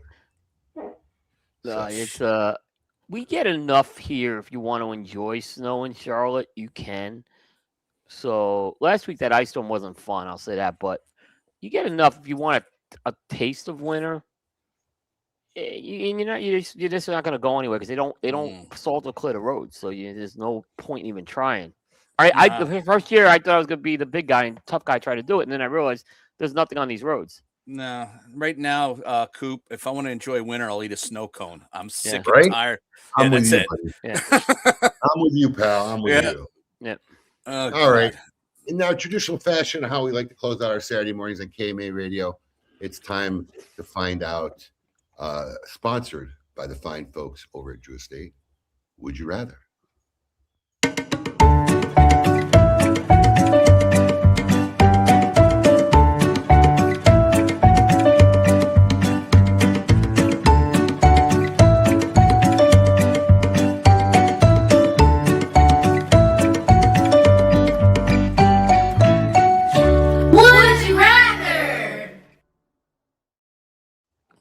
I can't see who this is through the thumbnail, but let's find out what the question is by the fine folks over at True Estate today. Here we go. Would you rather waffle fries or curly fries? Oh, okay. It was Pedro in the field. I think that was during the Pedro Savora. It was Pedro. I couldn't tell by the thumbnail. Actually, the way you like fries is a legitimate question. Mm-hmm. Yeah. Now, neither one of those two are my favorite. Me neither. I was going to say that same thing. Neither one of those two are my favorite. But if I had to choose between curly fries and waffle fries, I think I go with waffle fries. Same. Exactly the same. Same. Yeah. Yeah. I would definitely go with the waffle fries. PDQ. Do you guys have PDQ out by you? Is that national? We have it. I have not been there actually. It's not bad. Good chicken sandwiches. But PDQ waffle fries, if you have them right away, like literally like 5 minutes later, they're no good. But if you have them right away, like hot, right out of the, they're fucking good. They're fucking good. But what is your personal preference on fries? I like crinkle fries. I think crinkle fries are They're the easiest to screw up though. Oh yeah. Oh yeah. So like the Nathan's, we were talking about this last week. The Nathan's crinkle fry is great. So I'll take a crinkle fry over a straight fry. But if I had my choice, it's a very well done steak fry. That was mine. Yeah. That was mine. Where the outside's crispy, like yes. fry, but the inside's like mashed potatoes. Mm-hmm. Right? That's the one. Yeah, that was exactly the exact way I was going to say. Yeah.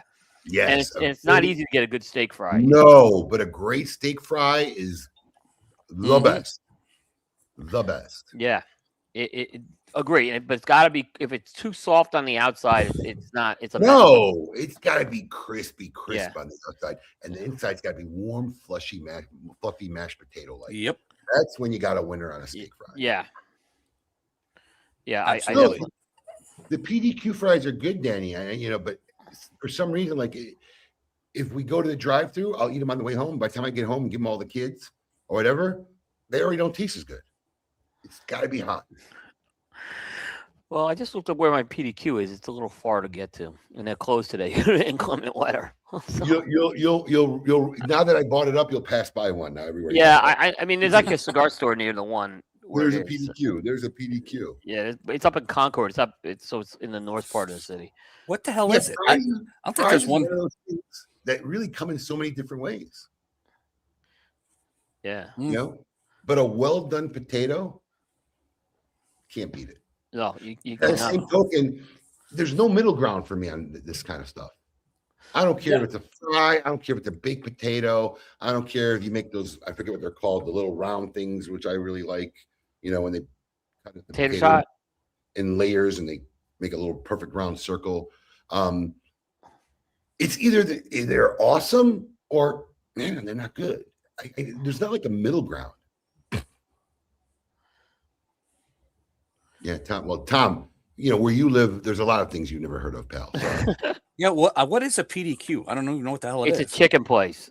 Oh, okay. It's a chicken place. They have the buttermilk fried chicken's kind of their thing. Okay. It's all chicken and nuggets and whatnot. We have one right by the house, and it's really not bad. They got good milkshakes too. Their service and their setup's really good. And is it the best chicken? I don't know, but it's quality. It's good. And even though PDQ is an acronym for pretty darn quick, I believe because I heard it somewhere that the PDQ stands for people delivering quality. That's what they call the PDQ. I have not been to PDQs. I got to say, Raising Cane's was a huge disappointment to me. I've never been there, nor do I care to. I don't care how good they say that sauce is. There's never a sauce I'm going anywhere for. Right. I like my daughter. It's like, oh, the Chick-fil-A sauce, whatever. I don't get it. If sauce is your cause for going somewhere, it's all you need to tell me. I look at it, I'm like, this doesn't even look appetizing, this chicken, when I see it. I really, I don't. There's a Raising Cane's literally a mile. They're popping up all over here, and I had it. Actually, we had it in Vegas once. A year of a PCA, and it was like, this is, and it was the only place open like at that time of the night, and they had lousy crinkle cut fries. I remember that. Yep.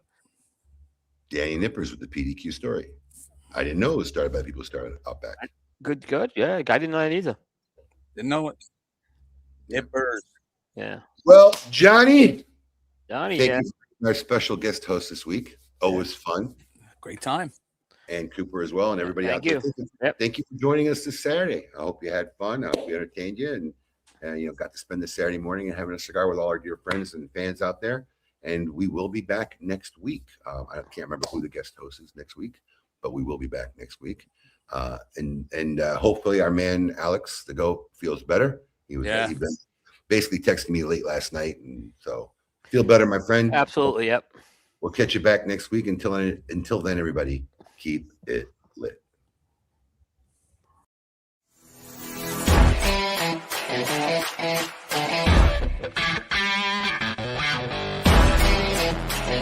Thank you.